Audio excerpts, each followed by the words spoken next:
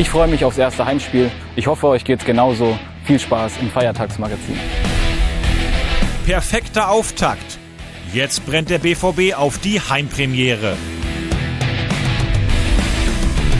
Die Auslosung. Das sind Borussias Gegner in der Champions League.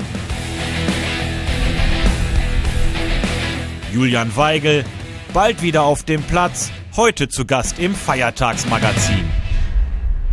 Hallo und herzlich willkommen zum Feiertagsmagazin.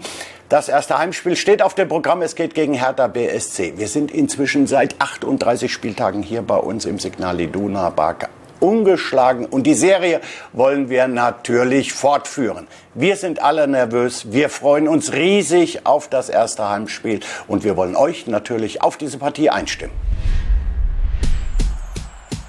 Die Spannung steigt. Heimspielpremiere in der Liga für Peter Bosch. Der Start geglückt. Die Leistung in Wolfsburg beeindruckend. Genau so soll es weitergehen am Samstag gegen Hertha.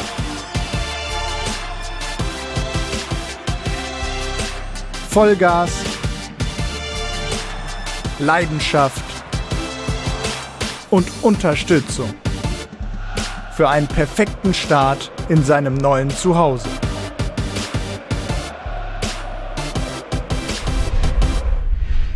Ja, ich kann es kaum erwarten, dass Samstag wird. Das erste Heimspiel steht auf dem Programm. Julian Weigl wird nicht mit dabei sein können, aber es geht so langsam aufwärts und da ist ein Ende in Sicht. Schön, dass du dich auf den Weg gemacht hast zu uns im Studio. Bist du auch nervös?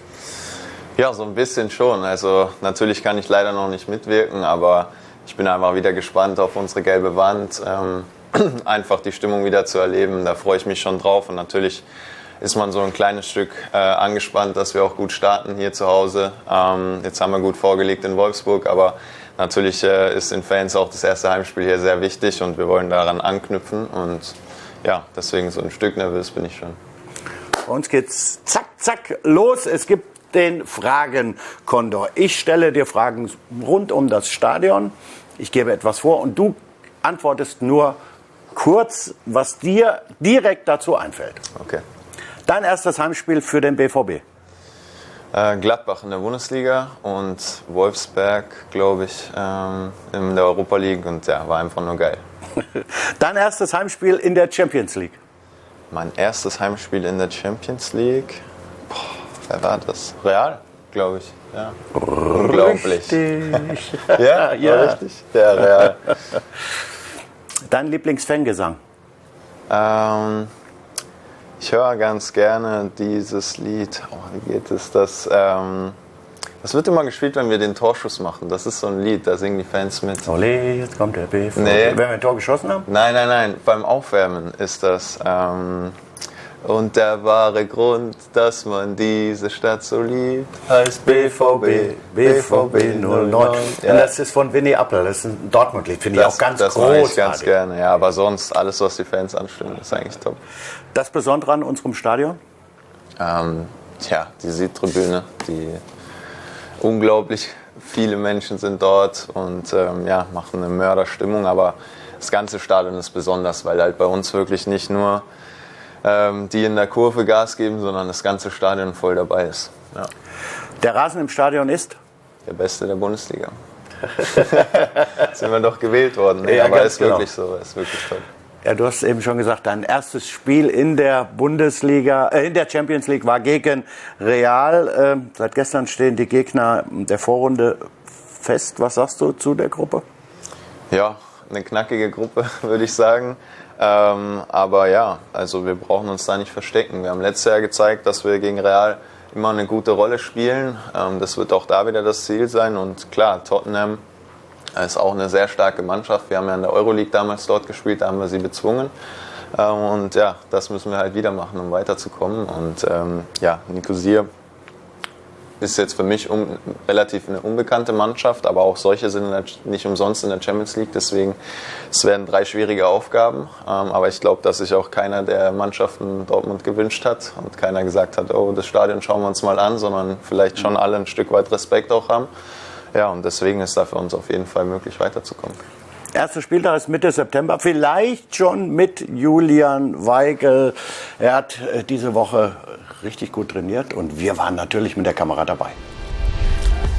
Julian Weigel wieder mittendrin statt nur dabei. Der Einstieg ins Mannschaftstraining, nächster Meilenstein auf dem Weg zum Comeback. Endlich wieder mit Ball und Kollegen arbeiten. Im Moment aber noch ohne Vollkontakt. Dieser finale Schritt soll in der Länderspielpause passieren. Die Rückkehr kommt endlich näher. Bald schon werden wir Jule wieder im Stadion sehen. Trainer, Mitspieler und Fans wird es freuen. Julian Weigel natürlich am allermeisten. Denn mittendrin ist einfach schöner als nur dabei. Der war nicht schlecht. Der Jule sagt, zum Glück wird er nicht bis zum Schluss gezeigt. Ich glaube, der ist reingegangen.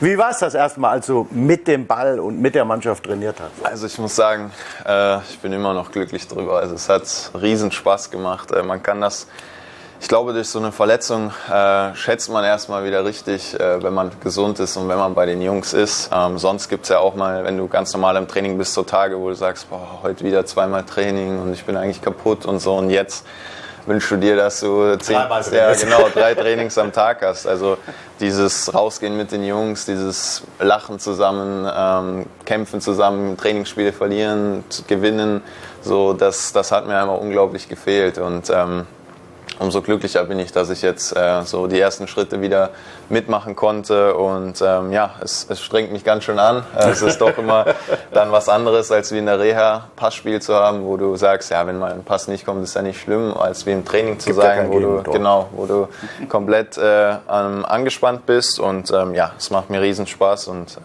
ich freue mich, dass alles so gut läuft bisher. Toi, toi, toi, soll ja immer klopfen. Ich habe auch jetzt keine Probleme gehabt, gar nicht. Das ist, glaube ich, das Wichtigste und alles andere kommt dann noch. Klar, habe ich mal den einen oder anderen schlechteren Pass dabei oder ich habe mal... Ja, bei den vielen, die du machst, kann auch mal kommt das dann wieder rüber, genau. Aber gestern wollte ich zu Nuri einen Pass spielen, das war dann eher so ein Torschuss hoch. Das Gefühl muss erst wieder so ein bisschen zurückkommen, aber es macht riesen Spaß. Aber ihr passt natürlich schon noch ein bisschen auf. Wenn du jetzt komplett mit trainierst, ist die Belastung viel höher. Merkst du das dann auch direkt? Muss man dann wieder zur Regeneration, wieder die Muskeln pflegen? Ist das dann schlimmer, als wenn du im vollen Trainingsbetrieb bist? Ja, auf jeden Fall, weil dein Körper sich ja erst wieder an die Anspannung gewöhnen muss. Aber es wird sehr gut gesteuert von den Reha-Trainern zusammen mit dem Trainerteam. Zum Beispiel die ersten 2 Trainingseinheiten habe ich jetzt 35 Minuten mitgemacht, bin dann rausgegangen, wenn die ein intensives Spiel gemacht haben, die Jungs. Gestern habe ich jetzt das erste Mal komplett mitgemacht, es war aber auch keine ganz lange Einheit, nur eine Stunde. Und natürlich bin ich täglich noch bei der Pflege im Physioraum, dass sie das Bein immer wieder anschauen, dass man auch reagieren kann, falls man sagt, okay, das ist jetzt ein bisschen dicker geworden oder das Bein fühlt sich heiß an, es arbeitet gerade, wir nehmen dich heute mal wieder raus. Da muss man einfach abwarten, wie das jetzt in den weiteren Tagen geht, aber bisher stecke ich es ganz gut weg. Jetzt bist du ja wieder mittendrin. Du hast es eben angesprochen. Der Spaß beim Training, das ist das, was dir gefehlt hat. Wie ist denn die Stimmung vom ersten Heimspiel gegen Hertha? Ja, alle wohlauf, alle optimistisch?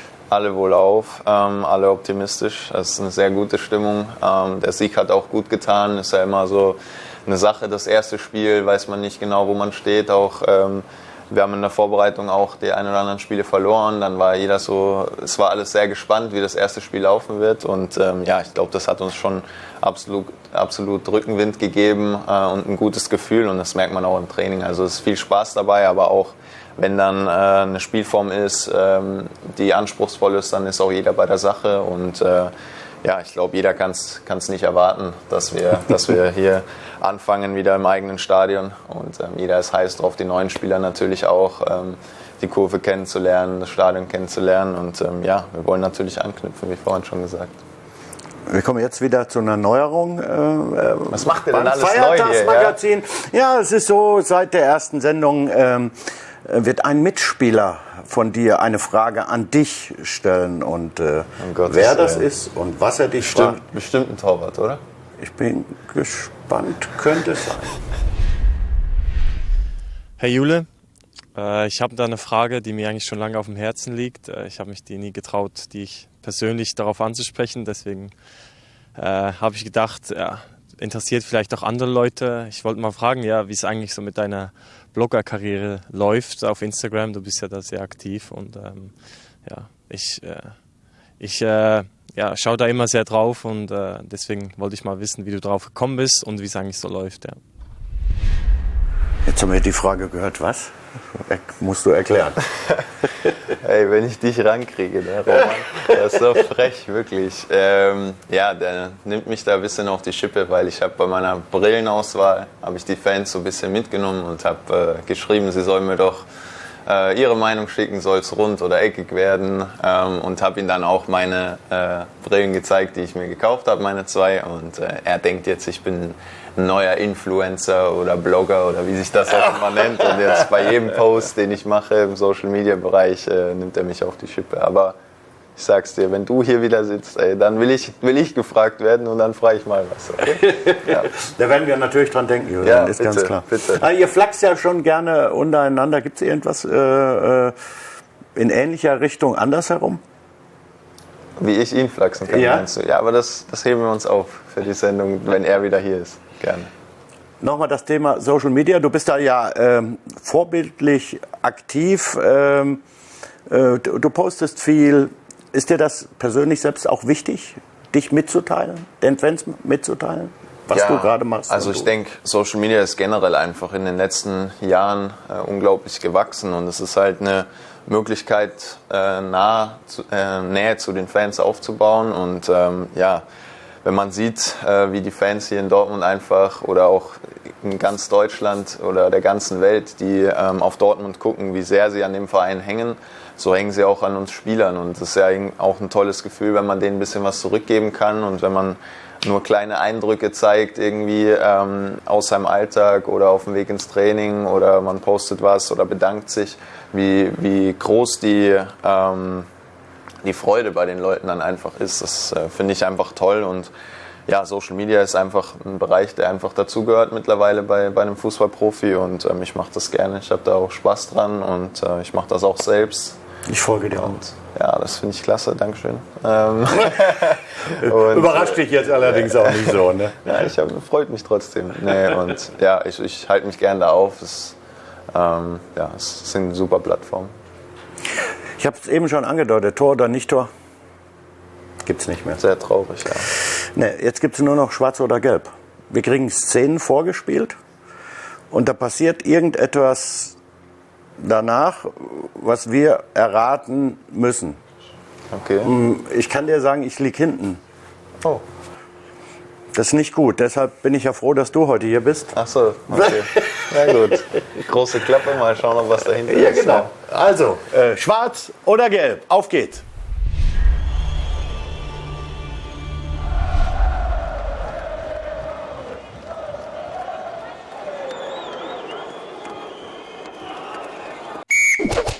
Ich sag einfach mal, er schießt Salou ab.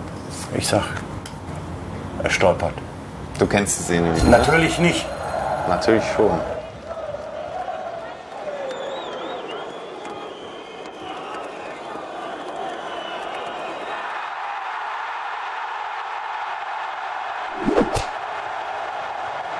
Ja, aber er schießt ihn ja auch fast ab.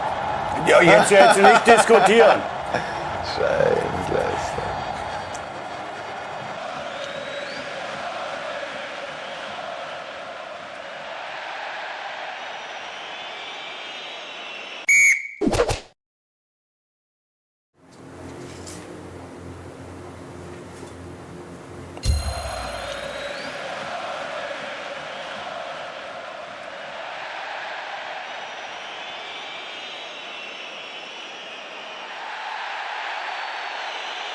Wir beide, wir sind Osterhasen, oder?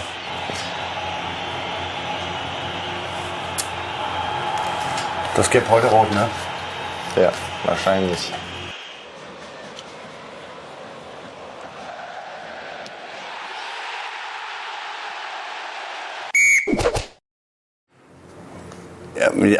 Ja. ich glaube mich zu erinnern, dass Dede ihm auf den Rücken springt. Aber dann hätte ich... Weil ich jetzt gelb genommen habe, Ja. hast du auch gelb genommen. Nee, dann muss ich ja schwarz nehmen. Sofern muss ich ja eben... Das ja... Ich weiß, dass Dede ihm auf den Rücken springt.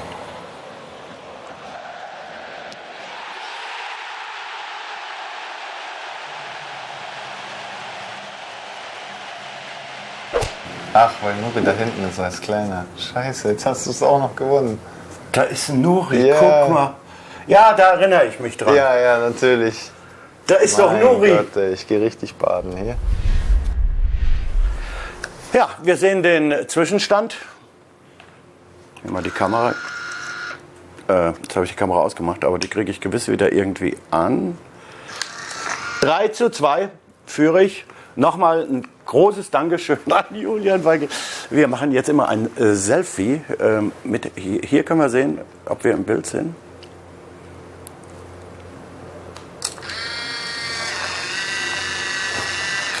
So, das braucht natürlich ein klein wenig, bis es fertig ist. Bis dahin möchten wir euch eine tolle Matz zeigen. Es geht um unseren Rasen. Julian hat vorhin schon unseren Platz gelobt, nicht ohne Grund. Unser Rasen ist zum Besten der Bundesliga gewählt worden. Und wir von BVB Total wollten das natürlich genauer unter die Lupe nehmen. Wir haben das BVB-Rasenteam vor dem Saisonstart begleitet und zeigen euch, mit wie viel Mühe und Liebe diese Jungs den Platz pflegen.